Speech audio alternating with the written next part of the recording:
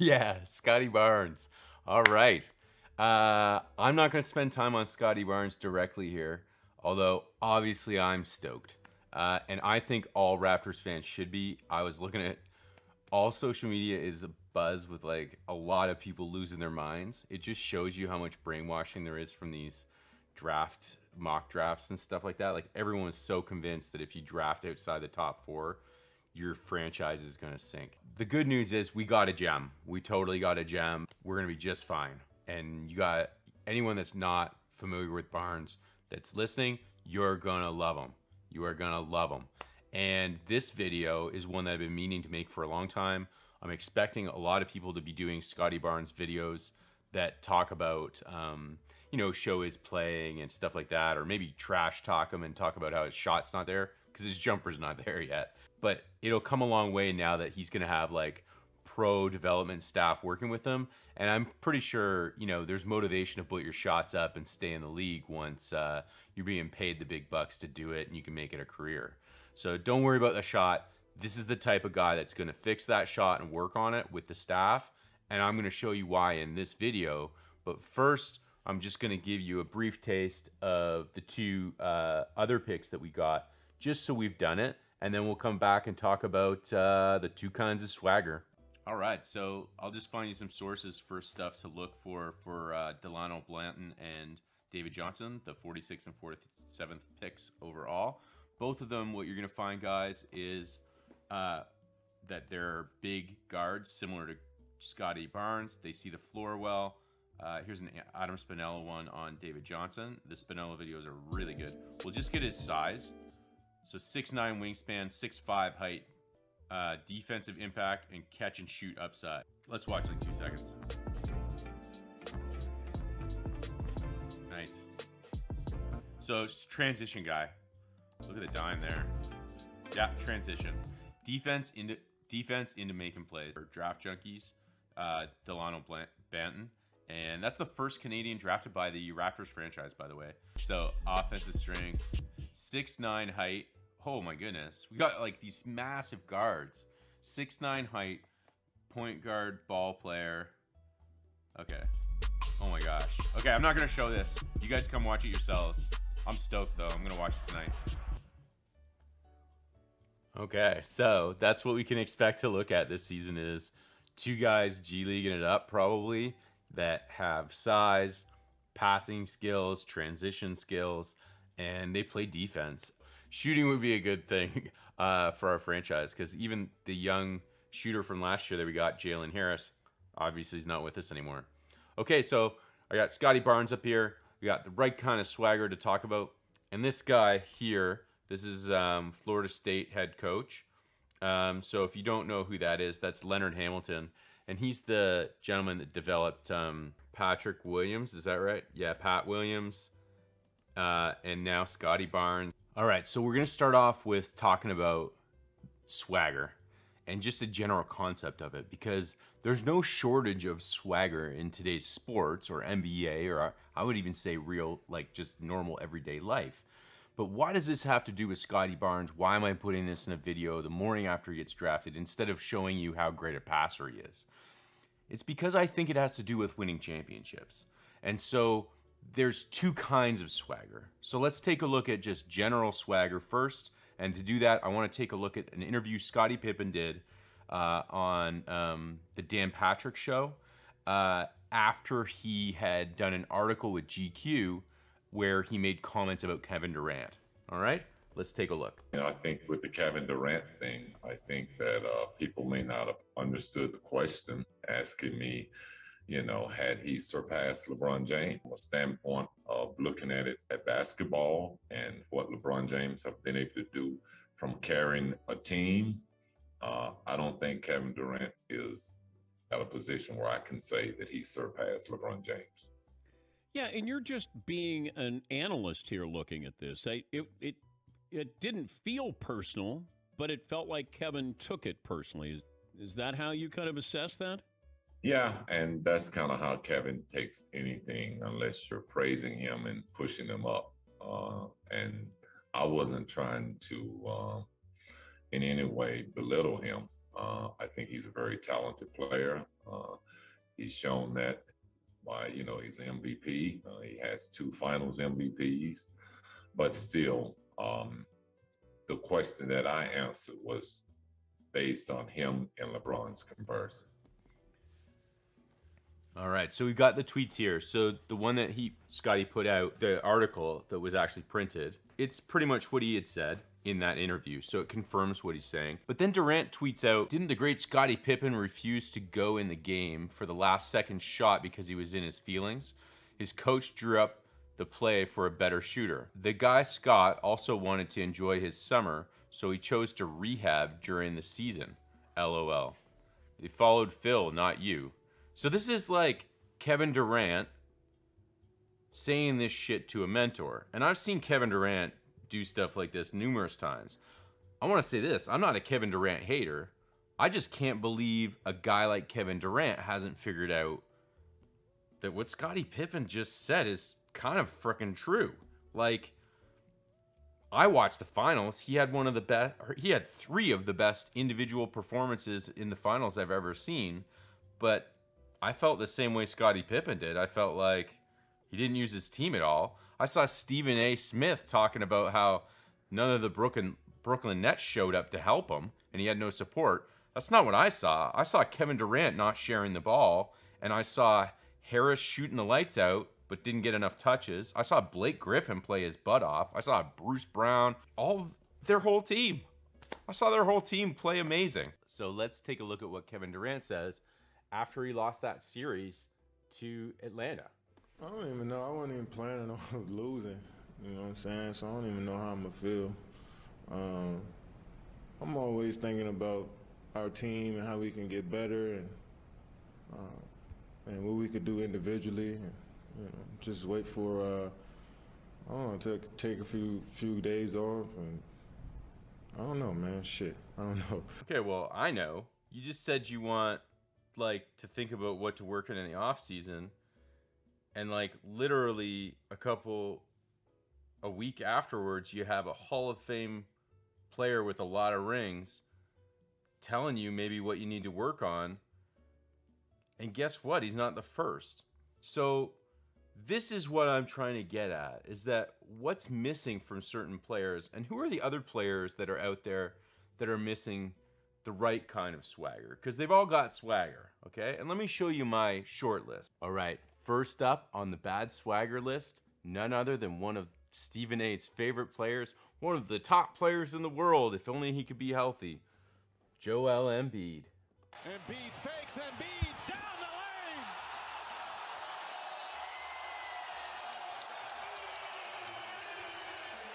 lane. 13 points, 6 rebounds. And he might just not play the rest of the way. I don't. 9 minutes to go. I mean, unless they go on a. And now Rozier called for a foul on the push-off. And Rozier and Embiid come together. Mitchell denied. Embiid stares him down. Oh, Donovan Mitchell and Embiid. Now Joel is just egging on the crowd. I don't know. This could make. He wants him. His teammates break him up. Now he plays in the crowd. Embiid and Baines just picked up his 5th. And Embiid didn't like the push after the whistle. This is Philly-Boston, remember. Oh, the quick blitz right there. Embiid comes in on Harden. Here they go. Doesn't matter if it's Russell Westbrook or James Harden. We saw that the other day between Westbrook against Embiid, and Embiid clobbers him. Lands. Where would you say the process is right now? I don't give a damn about the process. Let's go to Rise. Kawhi, you are a man of few words, and you show little emotion, but how did that shot make you feel? That felt great. That felt good, he says. Yeah, That's the wrong kind of swagger, gentlemen. Let me show you someone that's fairly highly touted that's won a couple rings, and I'd argue they have the right kind of swagger, and it's different from Embiid's. Let's try LeBron James. Said you would step forward and have a game when you needed to. Why was it tonight? Do you hear this? No, they're incredible. Unbelievable respect and much respect to these fans, to this country. This is unbelievable. I've never been a part of something like this in my 13-year career. This is special, and they really appreciate what their team did. To get back to your question, Doris, I knew this was going to be a tough game coming into this building. Our guys are unbelievable. Our coaching staff are unbelievable, and big-time performances and just big-time leadership by those two guys. I'm happy to be a part of it. I'm just very humbled and gracious that the man above has given me an opportunity to play the game that I love, and I get to go out here and do it every single night in front of my fans. Okay, but maybe he's just like this because he's done it so many times and stuff, you know? Like, maybe he learned that from veterans. He's a good player. He's an incredible player, and I would even argue he's a team player. He just hasn't figured out that he doesn't use his team, and that's the difference. There's something wrong about not being willing to know that you can still improve. And a lot of guys enter the league like that. Did Bron enter the league like that? I don't know. Let's take a look. Did you have a premonition? How would you define success for yourself as a rookie and in the long run in the NBA? Well, you know, I never say myself. I always say my team. It's not about myself. It's just about how well, as a team, we can grow as a family and just get better every single day. Scouts say that your outside shot is what needs the most improvement. Do you agree? Yes, I agree. There's a lot of parts of my game that needs to be improved. But when the season starts, they have to talk about something else. Make sure you get this too. Get that swoosh. Get that swoosh. That's so clutch. Get this swoosh. Let's go right back into another type of swagger. Because there's young guys out there that I think have telltale signs, just like Embiid, and it's not too late to save them. Maybe if we give them some more good clips of good examples. So here's another one that might surprise you because he was maybe one of my favorite players in the entire playoffs this past year, but he's got telltale little canary in the coal mine signs of bad swagger. Next up, Trae Young. Just like Reggie Miller say, he loves being the enemy. So I think you have to revel in that kind of attention and focus and energy all directed at you and your team. I think they like that. Last 3 years, they're psyched to be back in the postseason. Trae Young with a miraculous shot. Wow, what an incredible play by Trae Young. I mean, it got real quiet at the end, and for me, I wanted to hear those FU chants again. Trae looking around said, you know what, I'll be back here Wednesday night. You know, don't you worry. You know what else he's saying? We got home court. We got the game we wanted to get. The final score. Oh, they're going to find an answer for this man right here. Oh, my goodness. Oh, no, Young with a little shake of the shoulder and hits the three. No, he didn't. Called in this game. It's been free-flowing. Look at this move. Take your time. Now a little shuffle. And then let's see. Okay, I'll shoot the three.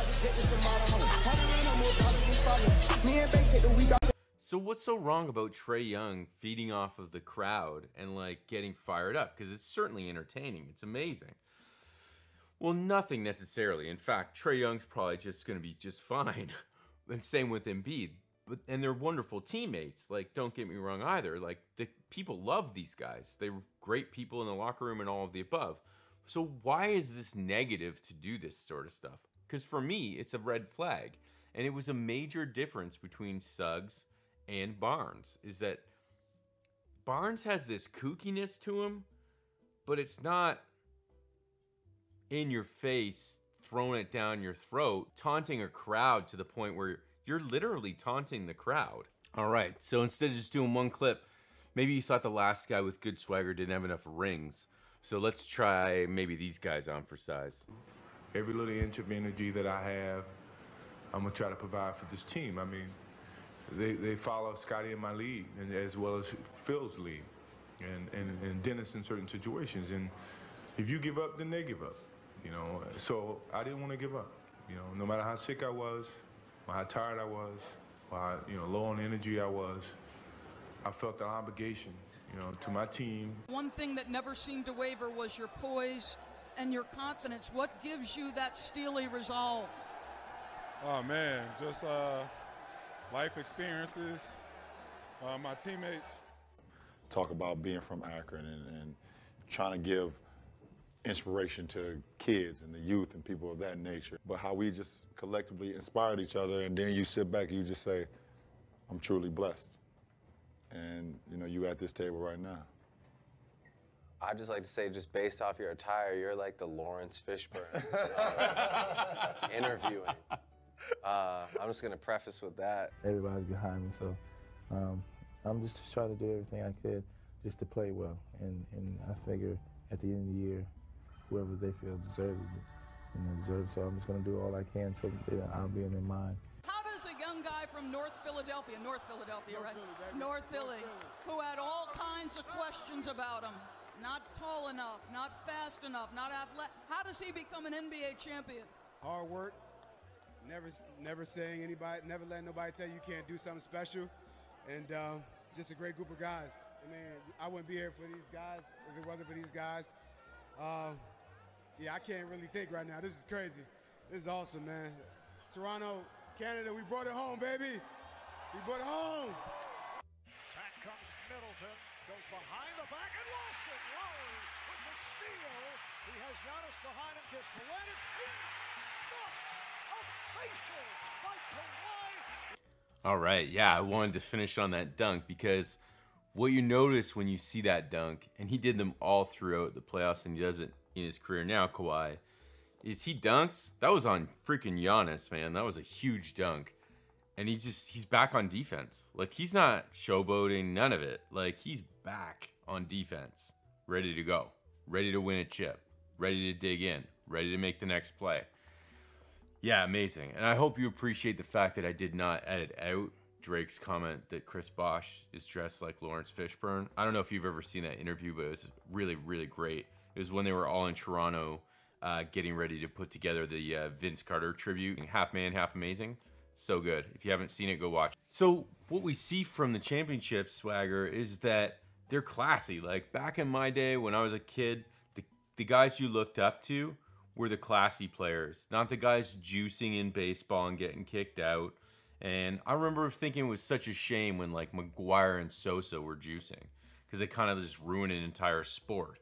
And Barry Bonds thinking that he'll get in the Hall of Fame. If he ever does, baseball's dead to me.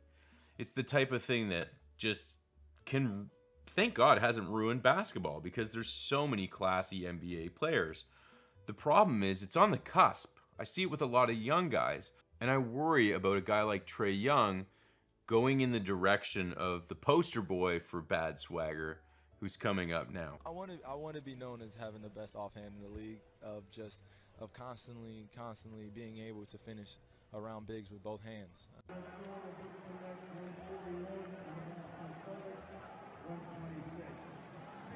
Kyrie thinks the world is flat. It's hilarious to me. You hear all these stories, At the end of the day, my name, it was given to me by my grandfather. I'm very grateful, but it's in a lot of people's mouths all the time, and it is what it is. I've earned that respect in terms of how great I am as a player.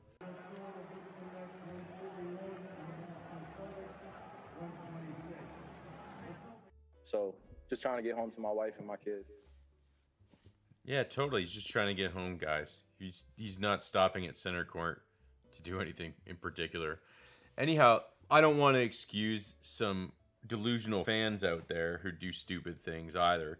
It's not my goal here to bash Kyrie Irving. He gave a great interview after the bottle incident where he does point out, like, they're treated like, sideshow or some sort of circus or something, which is terrible. Like the Westbrook incident last year as well.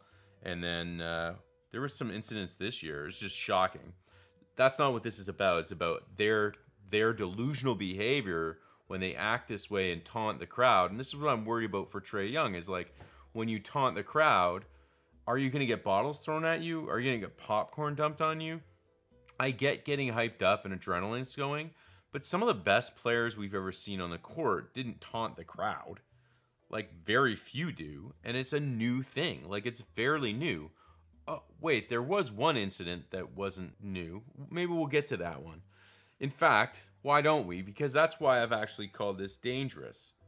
Let's take a look at dangerous delusional swagger and what it can turn into. Okay, I should warn you ahead of time. If you've never seen this clip, it's pretty crazy. It's probably the most memorable clip for a negative reason that I've ever seen in the NBA, maybe all of sports. But I guarantee you all of these players have seen this clip, and that's why I want to show it.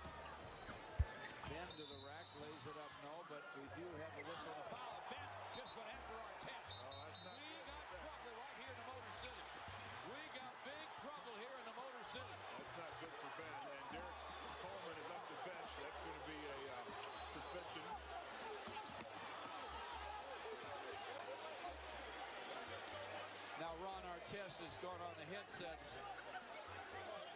The Indiana broadcast. And Ben Wallace has threw something at him again. Ben's going to get a substantial fine and suspension if he doesn't really slow down here. There goes Ben Wallace again. There goes Artest up into the crowd. He's absolutely out of his mind. And Steven Jackson slugging people in the crowd here. This is not good for the NBA or for Detroit.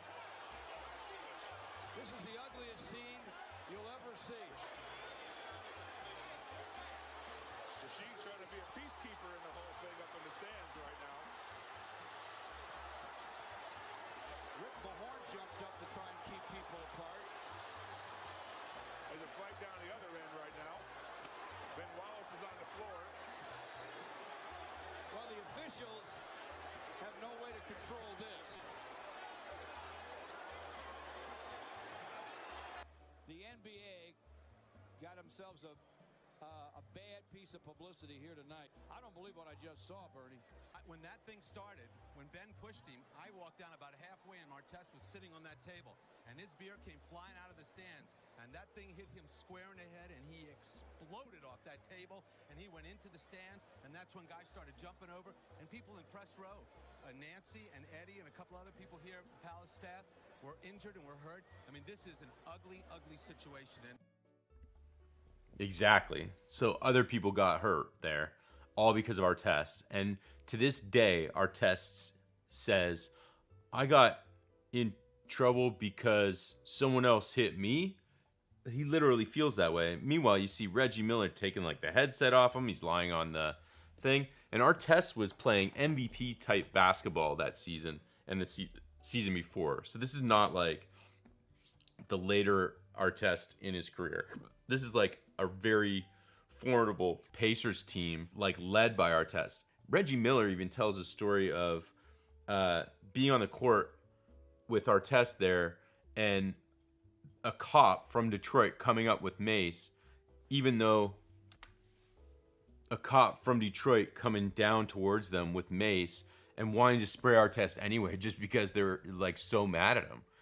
But this is what I mean by this dangerous swagger, is that when you're taunting crowd, how are you shocked that they throw a bottle at you? Like, you got kicked off the Boston Celtics team because you're arrogant. And the fact that guys like Ron Artest go all the way to their grave thinking they didn't do anything wrong is crazy to me. How are there all these amazing coaches that teach these guys every day and mentor them, but they don't teach them the difference between being an asshole and classy? We're seeing more and more of these fan things happen. And I think whether it's you're on the road and drivers are dicks, or fans going to games are assholes to cocky players, like, I think it's a matter of people don't really think of the other human beings involved. And for Kyrie Irving to sit there and say he earned his, the reason they know his name is out of respect, is horseshit. It's not respect for him as a player. It's the opposite. When you watch the clips of the good swagger guys that I've listed, the championship guys, all they do is talk about team, being humble. Like, how come the best of the best players that wear the most rings are also some of the most humble players? And I don't mean that they don't make jokes and know that they're cool and good. I just mean that they're toned down. They're not bragging the whole time. They're not acting like they're some top shit. It's why in all my videos where I talk about the Nets, I say they're not going to win a championship. You can't put 3 egos on a team that are pure ego and expect to win. Okay, Jalen Suggs looks amazing. But Scottie Barnes is something different. And Scottie Barnes is a guy that's going to stay north of the border. He's not going to go seeking fame and fortune elsewhere just because his contract's up. And I think that, combined with some real skill, is why Scottie Barnes is our pick. You're going to love this guy, Toronto. And welcome to the 6, Scottie Barnes. We the North, buddy. I bring winning culture. I bring a winning impact right away. Where I can, and I have a good communication for a team where I could talk defensively, go through the offense. I'm very unselfish player where I really don't care. I'm gonna give it all. I help teams win.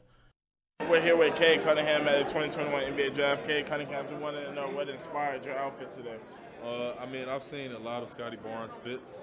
I've got a lot of inspiration from him through the years, but you know, I felt like today was a day that I needed to try to, you know, reach that level and compete. So, you know, I see you did your thing again today, but that's what I expected, you know what I'm saying? I just wanted to be on that level. Okay, Cade Cunningham. Great to see you. And I feel like that's why they should bet on me. I feel like I'm one of the best prospects in this draft, and I feel like with me on your team, then you just instantly get a lot better from that. How many gold medals do you have? I have 3 right now. Yeah, and you got a high school championship? No. I won 2 states championship, and I could have been a national championship, but COVID canceled. COVID hit it. How do you think you would fit with this kind of like young Raptors core, you know, like Siakam and Van Vliet and whatnot? I would say I think I fit in perfect. Just what their whole game plan is based off. They start off with a defensive mindset, a defensive mentality, where I feel like I just belong. I feel like I belong in that program. So I would just say I could fit right in, doing different things to help other people. Other people can help me. Damn, KD is. I think he's the best player in the league. So. Okay, so you're starting KD? I might have to bench him. I'm gonna start LeBron. LeBron, he gets everybody into the game. So I'm gonna go with LeBron to start, bench KD. Okay. I'm sorry, Kawhi. Okay, fair enough. Sorry, Kawhi. Notice he says that LeBron gets everybody involved in the game. I think that's Scottie Barnes' thing. Like, there's other clips that I have where he's saying things like, everybody's got to eat. All about winning for this guy. Championship swagger equals a Larry. And the other kind of swagger can lead to, well, in Ron Artest's case, just delusion. Like Kyrie Irving, delusion. And I'm worried about guys. Like, when I see the stuff from guys like Trae Young and Joel Embiid to a lesser extent, I worry. They're red flags for me. Because I grew up in an era where I valued classy, and I still value classy. And when I see championship teams win, the guys that aren't classy aren't usually on those teams. And there's an argument to be made that when Kyrie's ring and KD's ring, how much were they really the leaders? Like, do you think, I actually think those two have had a conversation where they both relate to each other in the sense that people have publicly questioned what their part in those victories. And I don't know, I kind of do too. I don't question their skill. I don't question how nice a guy they are. KD, they're both wicked players and super entertaining. Beautiful players to watch from an individual standpoint. But this idea that you get 3 stars and win a championship, I guess it can work. But if one of them gets injured, Kyrie or Harden or Steph or Clay or KD, then isn't your whole season busted because you spent all your money on 3 players when you need 14? It's all about the Larrys, guys. Be good to each other. This is Chef's Kiss approved. Mwah!